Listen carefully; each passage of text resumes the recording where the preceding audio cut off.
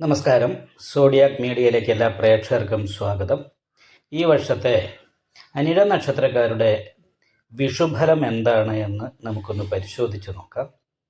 മീനശനി മിഥുന വ്യാഴം 1201 ആണ്ട് മേടമാസം 1-ാം തീയതി ഉദയാദി 5:47 വിനാഴികയ്ക്ക് ചതയം നക്ഷത്രവും കൃഷ്ണപക്ഷ ദ്വാദശി തിഥിയും പന്നിക്കരണവും ശുഭ്രനാമ നിത്യ ചന്ദ്രാർക്ക യോഗവും കൂടിയ ദിവസം കുംഭക്കൂറിൽ എടവ ലഗ്നത്തിൽ ജലഭൂതോദയത്തിലാണ് ഈ വർഷത്തെ വിഷു സംക്രമം വരുന്നത്.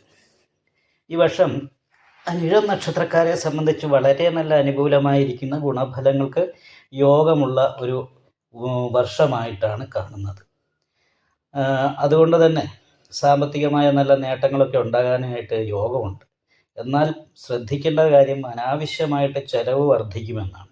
10 രൂപ നമ്മൾ ഉണ്ടാക്കിയാൽ 15 രൂപ ചിലവാകും.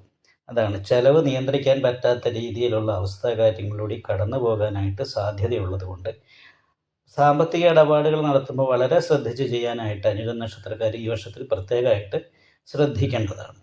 എന്നാൽ ശൂലശൽക്ക ഫലങ്ങൾ ചിന്തിക്കുമ്പോൾ അന്ത്യശൽക്കമാണ്. അന്ത്യശൽക്കമായത് കാരണം കൊണ്ട് തന്നെ രാജകൃപയുണ്ടാകുക.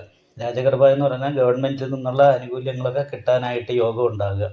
മറ്റുള്ളവരുടെ ബഹുമാനം ആർജിക്കാനായിട്ട് സാധിക്കുക. മറ്റുള്ളവർ നല്ല അഭിപ്രായം പറയുക, അത് കേൾക്കാനിട വരിക.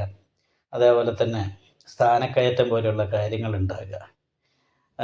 ആഗ്രഹിക്കുന്ന കാര്യങ്ങളൊക്കെ പൂർത്തീകരിക്കാനായിട്ട് സാധിക്കുക. ഇങ്ങനെ അനവധി അനുകൂലമായിരിക്കുന്ന ഘടകങ്ങളുണ്ട്. സമൂഹത്തിൽ നമുക്ക് നിലയും വിലയും ഉണ്ടാകുന്ന ഒരവസ്ഥയിൽ ജീവിക്കാനായിട്ട് സാധിക്കുന്ന ഒരു വർഷമാണ്. അതേപോലെ നമ്മുടെ പ്ലാനിങ്ങിനനുസരിച്ച് കാര്യങ്ങളൊക്കെ നല്ല രീതിയിൽ മുന്നോട്ട് പോകാനായിട്ട് സാധിക്കുന്നതാണ്. കുടുംബ സംബന്ധമായിട്ടുള്ള സുഖം അനുഭവിക്കാനായിട്ട് സാധിക്കും.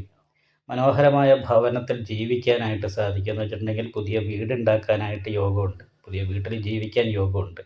ഭൂമി വാങ്ങുക മുതലായിട്ടുള്ള കാര്യങ്ങൾക്ക് യോഗമുണ്ട്. കാരണം 9-ാം ഭാവത്തിലാണ് സർവേശ്വരകാരകനായിരിക്കുന്ന വ്യാഴം സഞ്ചരിക്കുന്നത്. അതുകൊണ്ട് തന്നെ നല്ല ദൈവാധീനമുള്ളൊരു വർഷമാണ്. നമ്മൾ ഒരു കൂടുതൽ കാര്യങ്ങളിലേക്ക് പോകുമ്പം ചിലവ് ഓട്ടോമാറ്റിക്കായിട്ട് വർദ്ധിച്ചു വരും. പക്ഷേ കൂടുതൽ ജീവിതത്തിൽ അഭിവൃദ്ധി ഉണ്ടാകും. സാഹചര്യങ്ങൾ നമുക്ക് അനുകൂലമായി വരും. അപ്പോൾ അതിനനുസരിച്ച് ജീവിതത്തിൽ മുന്നേറ്റം ഉണ്ടാക്കാനായിട്ട് സാധിക്കുന്ന ഒരു വർഷമാണ്. അപ്പോൾ വളരെ ഉത്സാഹത്തോടു കൂടിയിട്ട് നല്ല പ്ലാൻ ചെയ്തൊക്കെ മുന്നോട്ട് പോയെന്നാൽ നല്ല രീതിയിലുള്ള നേട്ടങ്ങൾ ഉണ്ടാക്കാനായിട്ട് സാധിക്കും. പക്ഷേ 5-ാം ഭാവത്തിൽ നിൽക്കുന്ന ശനി അലസത വർദ്ധിപ്പിക്കാൻ സാധ്യതയുള്ളത് കൊണ്ടാണ് ശ്രദ്ധിക്കേണ്ടത്. നിരാശ, അലസത മുതലായിട്ടുള്ള കാര്യങ്ങളൊക്കെ വന്ന് പെട്ടാൽ പിന്നീട് നമ്മൾ എത്ര പ്ലാൻ ചെയ്തിട്ടുണ്ടെങ്കിലും കാര്യങ്ങളൊന്നും മുന്നോട്ട് പോകില്ല. അത് കാരണം കൊണ്ട് അയ്യപ്പ ക്ഷേത്രത്തിൽ നീരാഞ്ജനം വഴിപാട് ചെയ്യാൻ പ്രത്യേകം ശ്രദ്ധിക്കണം. ഈ വീഡിയോ ഇഷ്ടപ്പെട്ടാൽ ലൈക്ക് ചെയ്യുക. നിങ്ങളുടെ അഭിപ്രായങ്ങൾ കമൻറ്റ് ചെയ്യാം. ജ്യോതിഷവുമായി ബന്ധപ്പെട്ട കൂടുതൽ കാര്യങ്ങൾ അറിയാൻ ഈ ചാനൽ സബ്സ്ക്രൈബ് ചെയ്യുക.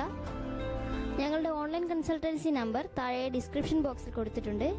ആവശ്യമുള്ളവർക്ക് കോൺടാക്റ്റ് ചെയ്യാവുന്നതാണ്.